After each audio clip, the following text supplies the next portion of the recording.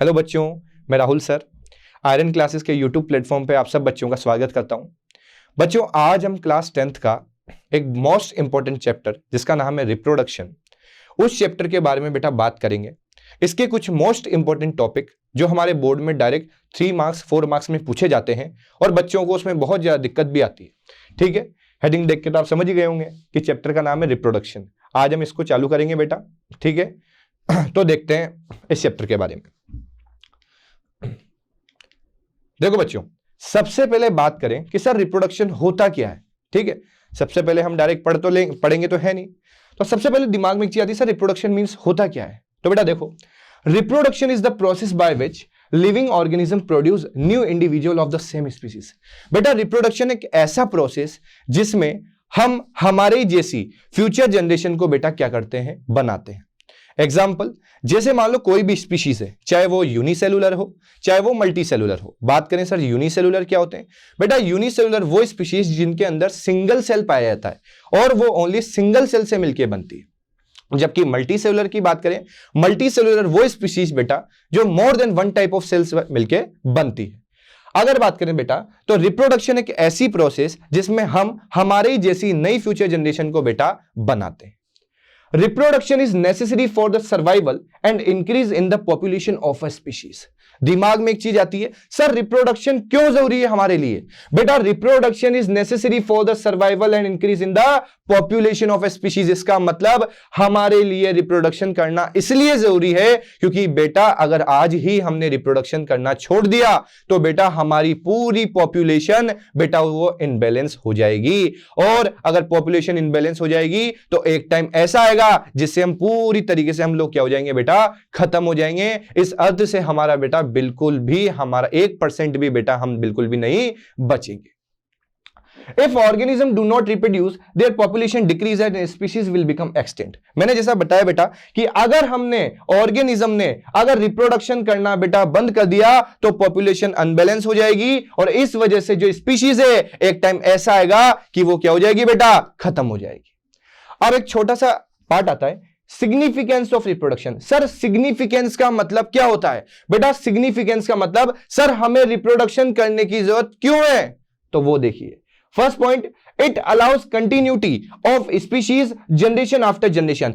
एक जनरेशन से दूसरे जनरेशन में जाने के लिए हमें क्या करना पड़ता है बेटा, रिप्रोडक्शन करना पड़ता है। हमें एक स्पीशीज से जब नई स्पीशीज बनानी है और हमारी पॉपुलेशन को बैलेंस करके चलना है तो बेटा हमें रिप्रोडक्शन करना ही पड़ेगा।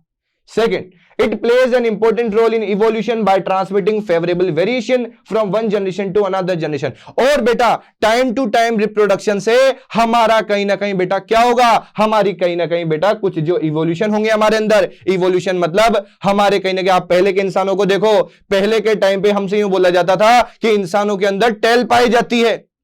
हमने देखी तो नहीं क्योंकि हमारा मॉडिफिकेशन इतना तेज तरीके से हुआ और इतना एवोल्यूशन हुआ हमारी बॉडी में, तो बेटा वो तो हमें देखने को मिला नहीं। पर एक बात ये बिल्कुल करेक्ट है, हमारी साइंस बोलती है कि हमारे पहले टाइम पे बेटा क्या थी, टेल थी। हमने नहीं देखी पर हमारा मॉडिफिकेशन तो हुआ नहीं हुआ बच्चों, हुआ ना वो चीज। आगे देखो बेटा, अब देखो the importance of variation. Sir इंसान के अंदर वेरिएशन आना क्यों जरूरी है।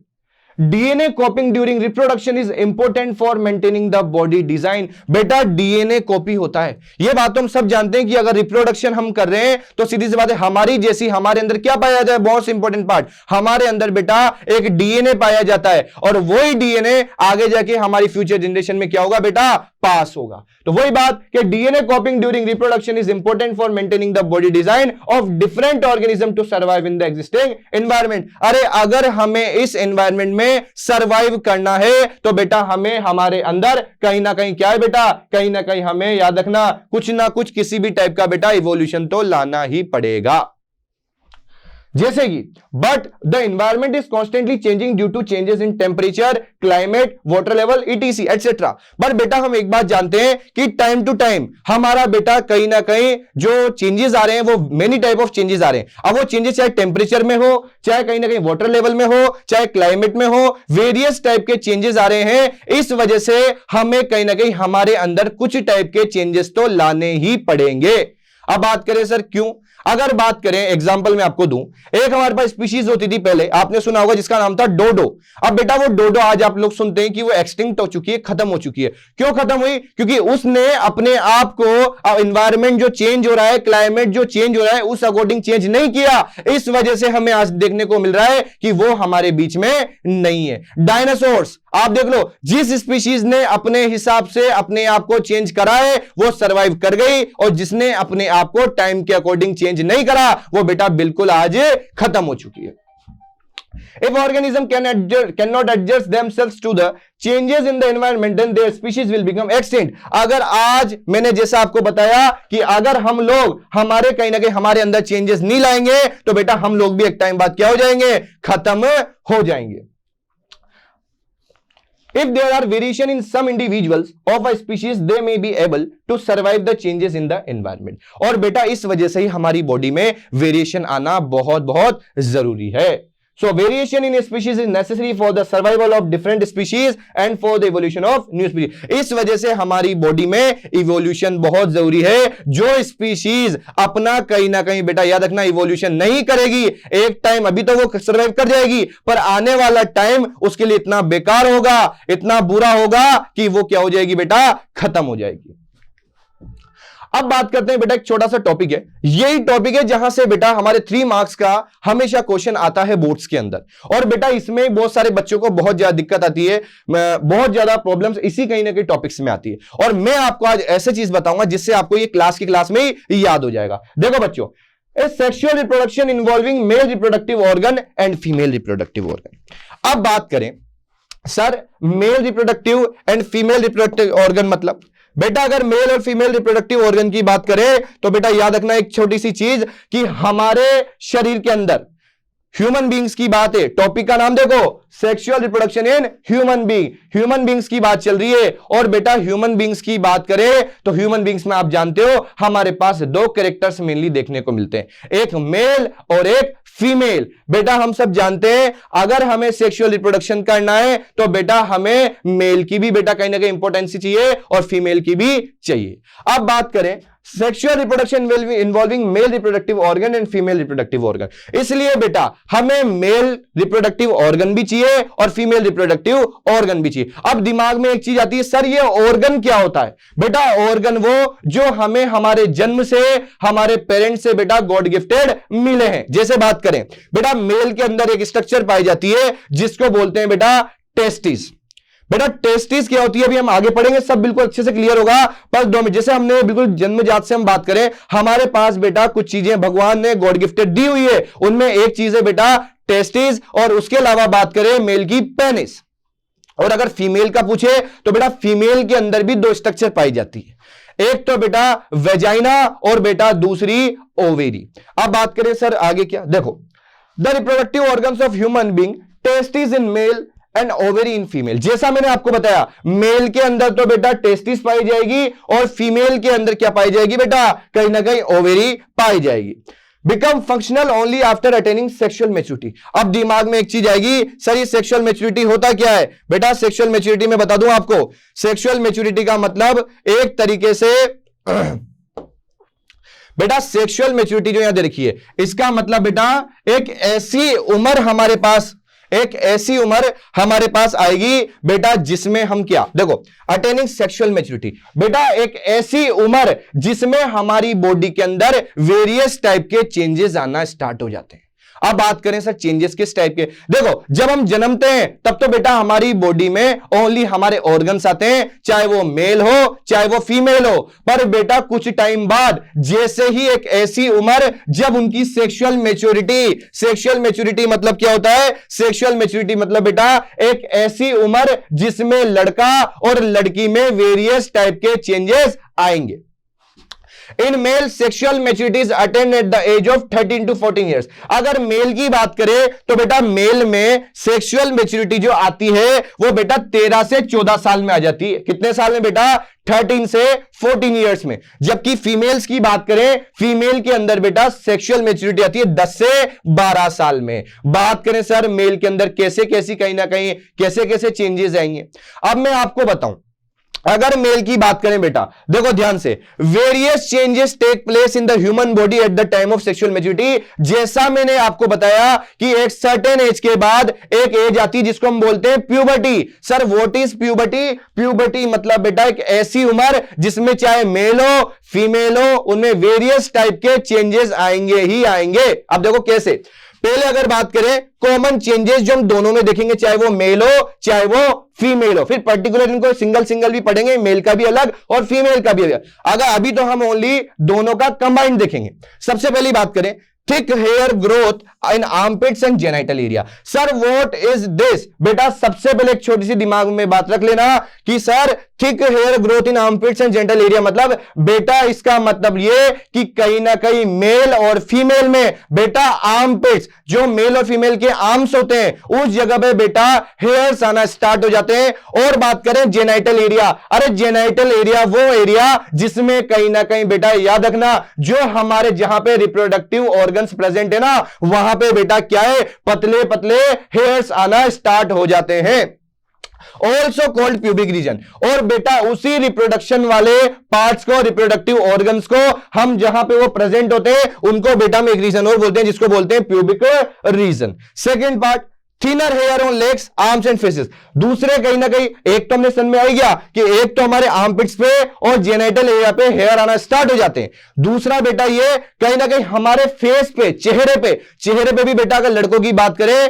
तो माउस्टेक और बियर्ड, एक तरीके से दाढ़ी और मूंछ आना स्टार्ट हो जाते हैं। फीमेल्स की बात करें, फीमेल्स के भी बेटा पतले पतले हेयर्स चेहरे पे आना स्टार्ट हो जाते हैं। आगे बात करें लेग्स, बेटा पैरों पे और हाथों पे कहीं ना कहीं क्या होते हैं, पतले पतले हेयर्स आना स्टार्ट हो जाते हैं इस उम्र के बाद। ऑयली स्किन एंड अपीयरेंस, सबसे बड़ी समाज की दिक्कत आज की, देखो ऑयली स्किन गर्ल्स के बॉयज के बहुत ज्यादा पिंपल्स होते हैं आजकल। और ये पिंपल्स आप देखना 13-14 साल की उम्र के बाद ही होते हैं। सर ऐसा क्यों? क्योंकि बेटा वो एक ऐसा टाइम है जब आप प्यूबर्टी एज से गुजर रहे हो और इस टाइम आपके साथ अगर ऐसा कुछ हो रहा है तो बेटा ये कहीं ना कहीं प्यूबर्टी शो कर रही है आप लोगों की कि अब आप टीनेजर से कहीं ना कहीं आप प्यूबर्टी की ओर बढ़ रहे हो और कहीं ना कहीं अब आपकी लाइफ में आप क्या करोगे बेटा, आगे जाके आपकी बॉडी प्रिपेयर हो रही है आगे जाके रिप्रोडक्शन के लिए और फ्यूचर जनरेशन बनाने के लिए। अब हम नॉर्मल एक पर्टिकुलर पढ़ेंगे। सबसे पहले बात आती है changes different in boys and girls. Sir ऐसे अभी तो हमने कंबाइंड पढ़े, दोनों में ये चेंजेस थे वो तो कंटिन्यू कॉमन रहते हैं बेटा। अब हम पढ़ेंगे अलग अलग क्या चेंजेस आते हैं। देखो बेटा सबसे पहले अगर गर्ल्स की बात करें तो गर्ल्स में क्या होता है बेटा, breast size begin to increase. मतलब breast size begin to increase मतलब बेटा लड़कियों का वो पार्ट जहां से कहीं ना कहीं वो अपनी फ्यूचर जनरेशन को, वो अपने बेबीज को मिल्क पिलाएगी, उस जगह बेटा उसकी साइज जो है हमारे उस ऑर्गन की साइज क्या होगी, धीरे धीरे राइज होना स्टार्ट हो जाएगी। Darkening of the nipple skin, बेटा याद रखना जो कहीं ना कहीं फीमेल के ब्रेस्ट वाला पार्ट होता है वहां पे बेटा उसकी जो स्किन है वो धीरे धीरे कैसी होने लग जाती है बेटा, डार्क पड़ने लग जाती है। आगे देखो स्टार्ट ऑफ मेंस्ट्रुएशन मतलब बेटा याद रखना मेंस्ट्रुएशन का मतलब फीमेल्स के अंदर बेटा जैसे ही फीमेल याद रखना 14 से 15 साल की होगी या फिर 13 से, बहुत सी फीमेल्स में 13 से 14 साल, जैसे बेटा ऐसी उम्र को वो कहीं ना कहीं बेटा कवर करेगी, उनकी बॉडी के अंदर एक बेटा ब्लीडिंग, एक खून के रूप में एक लिक्विड हर महीने रिलीज होता है। वो हम आगे पढ़ेंगे नेक्स्ट वीडियो में कि सर कैसे कौन सी प्रोसेस होगी। मैं आपको अच्छे से मेल रिप्रोडक्टिव सिस्टम और फीमेल रिप्रोडक्टिव सिस्टम अगली क्लास में पढ़ाऊंगा जिसमें आप देखोगे सर कैसे कैसे प्रोसेस होगी। अब बात करें सर मेंस्ट्रुएशन क्या होता है। बेटा मेंस्ट्रुएशन हर महीने जैसे फीमेल मैंने बताया प्यूबर्टी की एज से गुजरेगी, 13-14 साल की उम्र से गुजरेगी, याद रखना बेटा उस फीमेल के क्या होगा बेटा, याद रखना मेंस्ट्रुअल साइकिल आना स्टार्ट हो जाएगी। अब बात करते हैं सर मेंस्ट्रुअल साइकिल क्या। बेटा मेंस्ट्रुअल साइकिल एक तरीके से क्या होता है, हर महीने जैसे फीमेल 13-14 साल की होगी, फीमेल के बेटा मैंने बोला ना चेंजेस आते हैं, रिप्रोडक्टिव ऑर्गन्स तो भगवान ने दे दिए पर उसके बाद हमारी बॉडी में कुछ भगवान द्वारा बेटा ऐसे चेंजेस, जैसे मैं बताऊं मैंने भी आपको बताया कि प्यूबर्टी एक ऐसी है जिसमें बॉडी के अंदर चेंजेस आ रहे हैं। वैसे फीमेल्स के अंदर एक बहुत बड़ा बहुत इंपॉर्टेंट फैक्टर है बेटा मेंस्ट्रुअल साइकिल। मेंस्ट्रुअल साइकिल में क्या होता है, हर महीने जो ओवेरी होती है, मैंने आपको बताया ना फीमेल रिप्रोडक्टिव ऑर्गन ओवेरी, उस ओवेरी में हर महीने बेटा क्या होता है 13-14 साल बाद एक एग बनता है। अब वो एग क्या करता है, वो एग इसलिए बेटा आगे जाके वो कहीं ना कहीं याद रखना हमारे फर्टिलाइजेशन में मेल का स्पर्म जाएगा, फीमेल का ओवा मिलेगा जो ओवरी से निकलेगा, दोनों मिलेंगे, फर्टिलाइजेशन होगा और आगे जाके नया हमारा बेबी बनने रेडी हो जाएगा। वही चीज सबसे पहली प्रोसेस फीमेल्स के अंदर कि किसके बिना, अगर मेंस्ट्रुअल साइकिल फीमेल के ना आती, सोचो ठीक है, अगर मैं एक नॉर्मल बात बताऊं, फीमेल के अंदर अगर ये चेंज नहीं आता तो बेटा याद रखना कभी भी फीमेल अपना बेबी बेटा याद रखना नहीं बना सकती थी। इसलिए हमेशा से मेंस्ट्रुअल साइकिल आना तो जरूरी रहेगा ही रहेगा। बात करें सर मेंस्ट्रुअल साइकिल आती है, अब एक आपको डेफिनेशन स्कूल में पढ़ाई होगी, एक तो पढ़ाई होगी मिनार्क। सर ये मिनार्क क्या होती है? बेटा मिनार्क मतलब होता है पहली बार जब लड़की के 13-14 साल में पहली बार जब मेंस्ट्रुअल साइकिल आती है। कितनी बार बेटा? पहली बार, फर्स्ट टाइम जब हमारी कहीं ना कहीं मेंस्ट्रुअल साइकिल आएगी, फर्स्ट टाइम, इसको ही हम क्या बोलते हैं बेटा? हमारा मिनार्क। और एक डेफिनेशन और पूछी जाती है पेपर में, व्हाट इज मेनोपॉज? देखना बेटा ध्यान से समझना, एक हमारी मिनार्क और एक हमारी मेनोपॉज। बेटा मेनार्क का मतलब है पहली बार कहीं ना कहीं हमारी मेंस्ट्रुअल साइकिल आना फीमेल्स के अंदर, और मेनोपॉज मतलब जैसे ही फीमेल 50 साल की होगी उसके अंदर बेटा याद रखना मंथली साइकिल जो आती है मेंस्ट्रुअल साइकिल वो बंद हो जाती है। आगे देखो, ये तो हमने फीमेल की बात की, आगे हम और डिस्कस करेंगे इस चैप्टर को और बढ़िया अच्छे से। अभी देखो अब बात आती है बॉयज की। सर बॉयज में क्या क्या चेंजेस आते हैं? First, thick facial hair growth. बेटा याद रखना इसका मतलब क्या, एक तरीके से बोल सकते हैं, अरे कहीं ना कहीं याद रखना माउथ स्टेक और बियर्ड, जिसको हिंदी में हम क्या बोलते हैं, दाढ़ी और मूंछ आना लड़कों में चालू हो जाती है। आगे बात करें सर, और इसके अलावा बेटा याद रखना जो वॉइस है लड़कों की, जो आवाज है उसमें क्या हो जाता है बेटा, क्रैक, थोड़ी भारीपन आ जाता है लड़कों की आवाज में। याद रखना बेटा लड़कों की आवाज में थोड़ा भारीपन आना स्टार्ट हो जाता है। आगे बात करें, penis occasionally begin to erect and large flow by night flow. याद रखना जो मेल के अंदर जैसे फीमेल के अंदर वेजाइना ओवरी होती है वैसे ही मेल के अंदर एक रिप्रोडक्टिव ऑर्गन है पेनिस। ये पेनिस की बेटा साइज धीरे धीरे बढ़ना चालू हो जाती है, और बेटा याद रखना बाद में क्या होता है, नाइट फ्लो यानी जैसे प्यूबर्टी की एज से हम गुजरते हैं, बहुत सी बार हम देखते हैं कि रात में बहुत सी बार क्या होता है, बहुत सी बॉयज पेनिस के थ्रू बहुत सौ में क्या होता है बेटा, नाइट फ्लो भी हो जाता है। अब आती है प्यूबर्टी की एज। अब आप लोग समझ गए प्यूबर्टी मतलब क्या, it is the age at which the sex hormone और gametes begin to be produce. मैंने आपसे क्या बोला, जैसे ही हम जन्मेंगे हमारे पास ओनली रिप्रोडक्टिव ऑर्गन होंगे, जैसे ही हमारी एक ऐसी एज आना, 13-14 साल से एक ऐसी एज आना जिसमें कहीं ना कहीं हमारे अंदर चेंजेस आना, हमारे बॉडी में हार्मोन्स में चेंज आना, बेटा उसी एज को हम क्या बोलते हैं, प्यूबर्टी बोलते हैं। चाहे वो लड़का हो चाहे वो लड़की हो, दोनों में बेटा चेंजेस आएंगे ही आएंगे, और यही चेंजेस हमें शो करते हैं कि अब हमारा रिप्रोडक्शन का टाइम आने वाला है, और आगे जाके हम भी हमारे जैसी फ्यूचर जनरेशन को बनाने के लिए रेडी हैं। तो बेटा मैं आपको एक बार वापस रिकॉल करवा देता हूं जो मैंने बताया अभी आपको शुरुआत से। सबसे पहले देखो अपन ने रिप्रोडक्शन में, मैंने बोला रिप्रोडक्शन चालू किया, सबसे पहले मैंने आपको बताया रिप्रोडक्शन एक ऐसा प्रोसेस जिसमें मेल और फीमेल दोनों पार्टिसिपेट करेंगे। अच्छा सर एक दिमाग में एक चीज आती है, सर सिंगल पेरेंट भी रिप्रोडक्शन कर सकता है क्या? हाँ बेटा सिंगल पेरेंट भी कर सकता है, वो टॉपिक भी लाऊंगा आपके लिए, सिंगल पेरेंट भी कर सकता है। पर अभी हम कौन सा पढ़ रहे हैं, रिप्रोडक्शन इन ह्यूमन बीइंग। बेटा बात ध्यान से सुनना, मतलब ह्यूमन बीइंग की बात होगी, ह्यूमन बीइंग में कौन आते हैं, मेल फीमेल। मेनली याद रखना रिप्रोडक्शन में बेटा लड़का और लड़की दोनों ही पार्टिसिपेट करेंगे। रिप्रोडक्शन नेसेसरी, मैंने बोला रिप्रोडक्शन करना क्यों जरूरी है, रिप्रोडक्शन करना इसलिए जरूरी है क्योंकि हमें आगे भी जीना है, हमारी फ्यूचर जनरेशन भी लानी है। ऐसा नहीं हम आज है और हमारी फ्यूचर जनरेशन आए नहीं, और ऐसा होगा बेटा तो हम आज ही खत्म हो जाएंगे, न तो हम हमारी फ्यूचर जनरेशन को ला पाएंगे, और ऐसे ही धीरे धीरे पॉपुलेशन हमारे देश की, हमारे अर्थ की बिल्कुल खत्म हो जाएगी। रिप्रोडक्शन क्यों जरूरी है मैंने बता दिया आपको। एक तो कहीं ना कहीं स्पीशीज है हमारी, कहने के फ्यूचर जनरेशन आते रहे, time to time generation to generation आती रहे। दूसरी एक कहीं ना कहीं हमारे अंदर इवोल्यूशन आए, इवोल्यूशन यानी कुछ चेंजेस आए। बेटा चेंजेस आना बहुत जरूरी है। एक बात आप सब जानते हो, जिसने अपने आप को समय से बदला है समय ने उसको बदल दिया, और जिस व्यक्ति ने समय की कदर नहीं करी समय ने भी उसकी नहीं करी। याद रखना बेटा। आगे देखो उसके बाद देखो वेरिएशन, मैंने आपसे बोला कि वेरिएशन वो पार्ट हमारी लाइफ का बहुत इंपॉर्टेंट पार्ट, याद रखना। डीएनए आप सब जानते हो, रिप्रोडक्शन होगा, हमारा डीएनए हमारे कहीं ना कहीं ऑफस्प्रिंग में, हमारे बेबी में भी जाएगा। डीएनए कॉपिंग होना ये तो एक प्रोसेस है ही सही, पर इसके साथ साथ हमें अगर हमारे इस एनवायरनमेंट में सरवाइव करना है तो कहीं ना कहीं बेटा हमें हमारी बॉडी में चेंजेस लाने ही पड़ेंगे। उसके बाद अब वो चेंजेस किसी भी टाइप के हो सकते हैं, चाहे वाटर लेवल हो, चाहे आपका क्लाइमेट हो, चाहे आपका वातावरण हो, किसी भी टाइप का चेंज हो आपको लाना ही पड़ेगा। बात करें आगे, अगर सर वेरिएशन नहीं लाएंगे तो, अगर वेरिएशन नहीं लाओगे तो बेटा एक दिक्कत यह आएगी आपके साथ कि कहीं ना कहीं आने वाली जब पीढ़ी आएगी, याद रखना बेटा, तो आपके साथ बिल्कुल भी दिक्कत हो सकती है। ठीक है बेटा, तो आगे हम मिलते हैं, आज टाइम हो चुका है। अगली बार जब हम नेक्स्ट वीडियो में मिलेंगे बेटा, तो हम हमारे male reproductive, female reproductive system, इनके बारे में बेटा देखेंगे। ठीक है, तो बहुत बहुत धन्यवाद, और आप आयरन क्लासेस के यूट्यूब प्लेटफॉर्म पे बने रहें और ऐसे ही हमारी वीडियोस देखते रहें। ठीक है, धन्यवाद।